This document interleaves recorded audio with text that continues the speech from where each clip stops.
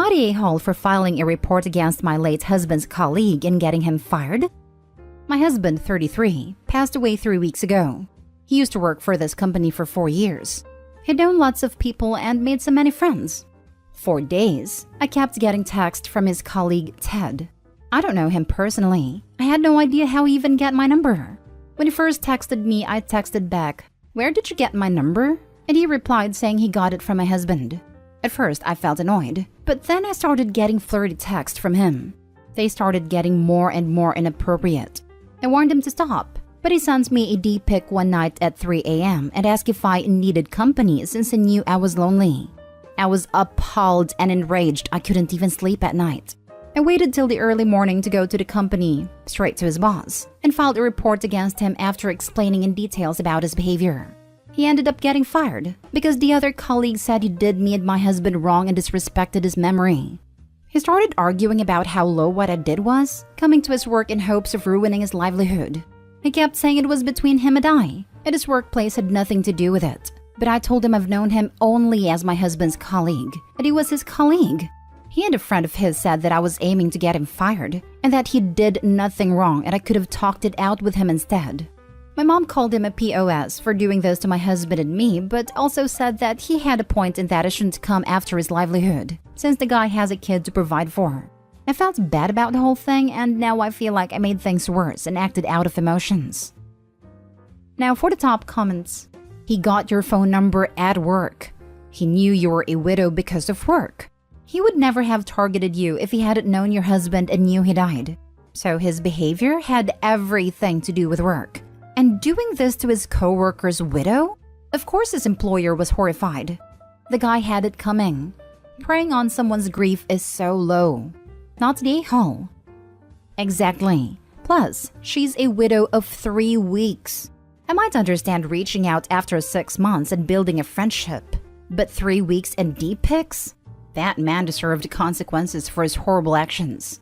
OP, I'm so sorry for your loss and that you were harassed by this man.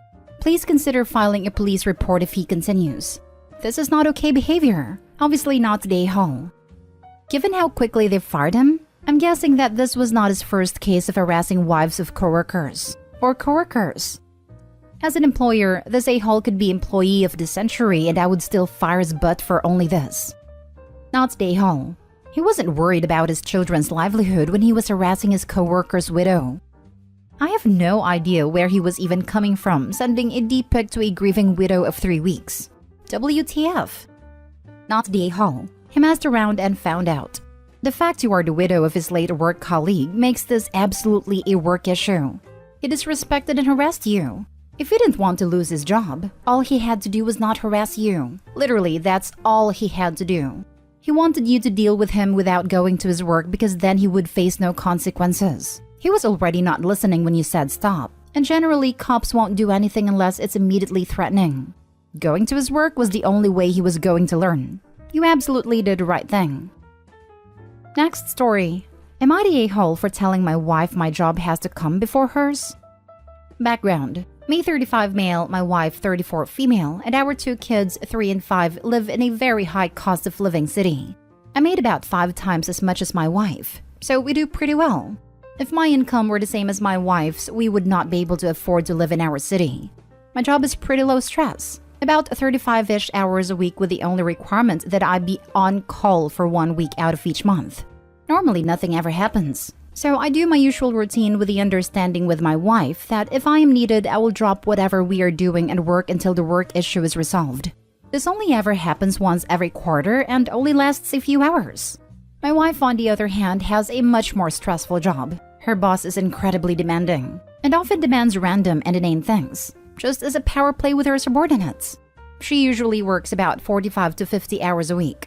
As a result, I take care of most home stuff, drop off / pick up kids from daycare, cook meals, and generally keep the house clean. The AITA incident. It was an on-call week after work hours when my wife got a text from her boss about fulfilling an emergency request for a client. My wife complained to me that this request really could wait until tomorrow, but she would rather get it done so she doesn't have to listen to her boss gripe at her in the morning if it's not done. I had no problem with it. But I reminded her that I am on call, so I might need to switch with her if something came up. She made a grunt of acknowledgement, but nothing beyond that. About 2 hours later, I got an all-hands call to immediately come into the office. Normally, I can resolve issues remotely, but we had an issue that prevented us from remoting in. I rushed upstairs and told my wife I had to leave, only for her to turn around and say, "Sorry, but my issue came up first. You are going to have to tell your work you can't." I was taken aback and told her that no, this issue isn't something I can skip for anything short of I am physically in the hospital and can't come in. She got increasingly angry and started ranting at me. But I told her that I didn't have time for this and that I am leaving. When I get back, we can discuss this. She started crying, but I had no more time, so I left for the office. On the way, she called me to continue the argument. And in the heat of the moment, I said, "Look, I respect that you put a lot of time and energy into your work, but we cannot afford our house or lifestyle without my job. So when push comes to shove, my job has to come first. Otherwise, we are going to be on the streets." She hung up on me after that. When I got home about 3 hours later, around 11 p.m., the kids were crashed out on the living room couch with several bowls of cereal spilled around them. I went upstairs and my wife was locked in the bedroom and refused to talk. In the morning, I found out from the kids that she spent the night crying in her room and didn't feed them dinner or tuck them in, so they made cereal and had a sleepover in the living room. Not stay home, and her neglecting to feed your children should be a red flag. I mean, if I came to that, I would be livid. Kids shouldn't have to fend for themselves because their mom is having a meltdown.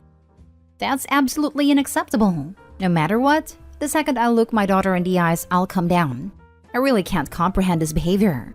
Maybe the kids are teenagers and I'm overreacting. If that's the case, I'm sorry, Opie. But if not, your wife's got such a big red flag you could call her Xi Jinping. Opie said the kids are 3 and 5, so horribly negligent and irresponsible to leave them unattended. Oh God, I assumed around 6 to 8 years old for the kids. 3 and 5 is absolutely too young to be left completely unattended and not fed. I get that she's upset, but that should not be happening.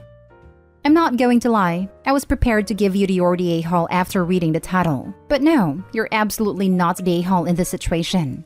Her behavior with the kids was horrible. She must change her job and attitude. I have tried many times to get her to look for a new job, but won't. I think it's partially a sense of loyalty to her job and a fear of newness. Your wife needs a reality check and some serious therapy, or you need to rethink things with her. She deliberately neglected your children because she was butthurt. This definitely sounds like mental breakdown, particularly the fear of change and the crying all night. She definitely needs to get herself in therapy to fix this. Next story is titled, "Am I the a-hole for not wanting to be a stay-at-home mom and find a job instead?" My husband's father passed away recently. He grew up on a large farm in Kansas, and him and his mother inherited a farm. My husband John, 24 male, and I, 21 female, met while he was living in New Orleans, attending Tulane on athletic scholarship, and I was working as a waitress. We fell in love and he proposed quickly. We married a few months ago, and I'm currently 3 months pregnant. We've been living in NOLA, but since his father's passing, his mother needs help with the farm, and he suggested we move there and it will be better for the child to be raised on the farm anyway. I didn't really want to do that, but I agreed as I knew how much it meant to him. When we got there, I was surprised how big and isolated the farm was. My husband and I share one car and his mother has another. I asked to take the car the other day to go to town to look for jobs, but he sat me down and told me it wouldn't be very practical for me to have a job at the moment because we only have 2 cars for 3 people, and they can't spare one for me to take for 8 hours a day, and they can't drive me to and from work when there's so much to be done on the farm. I wasn't very happy about that, but it made sense.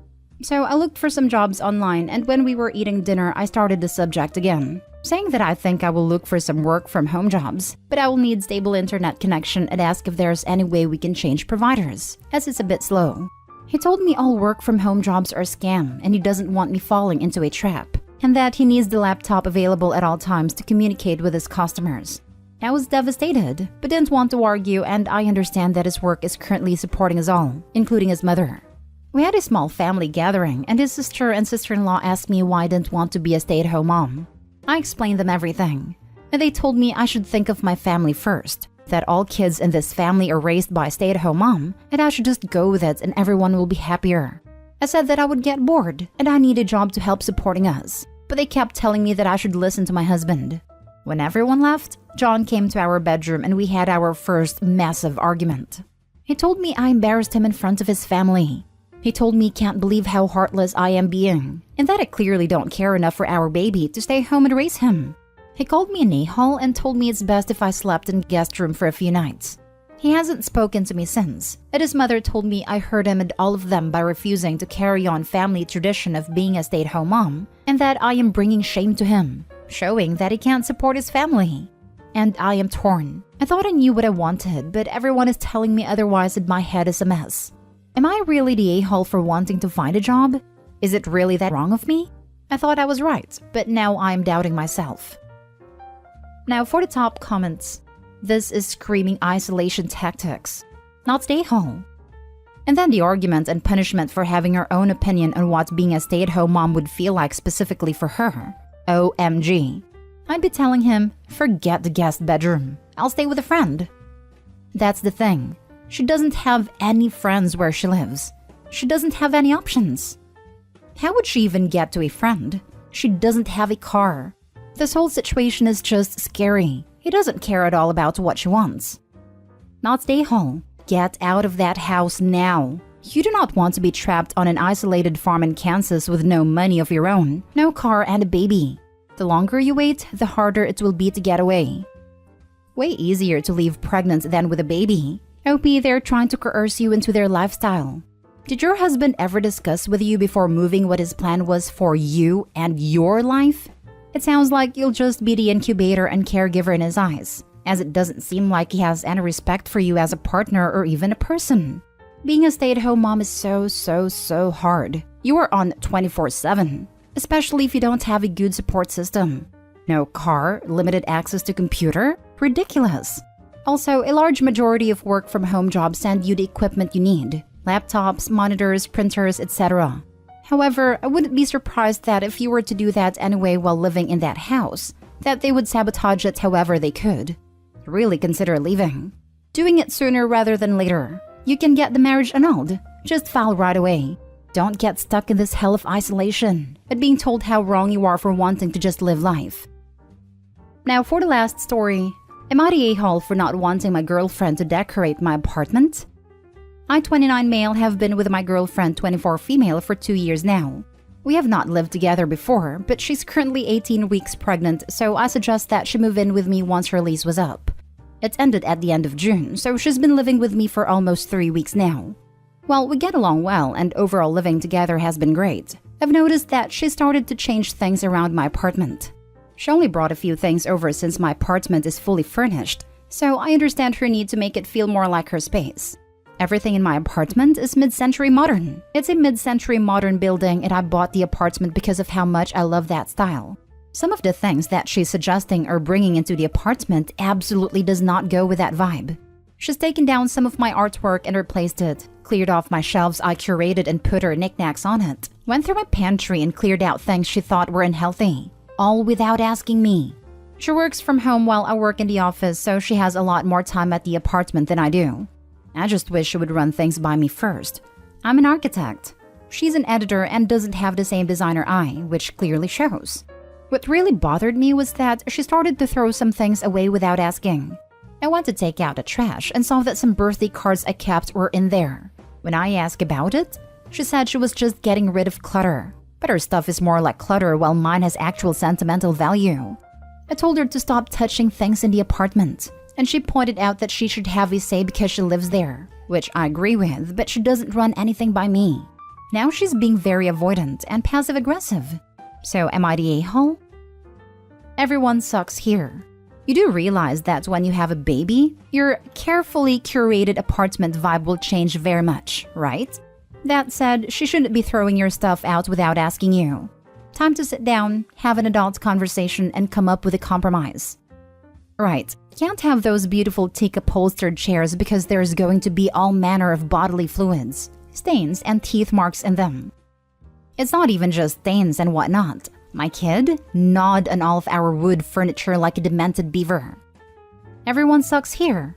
I would have said not the a-hole if not for the I told her to stop touching things in the apartment.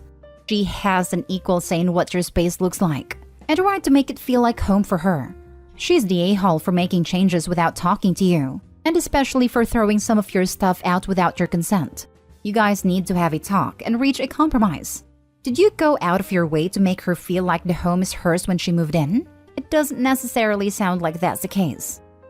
I get that the OP sees it as his house, but that doesn't work when you are a family. You are basically asking her to conform to your reality here. There needs to be some compromise, and she's going to need some space of her own, particularly if she works from home. I'll admit, I don't really do anything other than help her move in. I've never lived with someone else before, so I'm not really sure how I could make her feel more at home. Any suggestions would be great. A good first step would be to start calling it our apartment instead of my apartment, since she lives there now too. Everyone sucks here. She should be able to help decorate the apartment, but she shouldn't throw away possibly sentimental items without asking. You also sound full of yourself. Agreed. The "shelves I carefully curated" comment made me gag. I knew someone who was this full of herself. Her kids only had all wooden toys because it fit her aesthetic.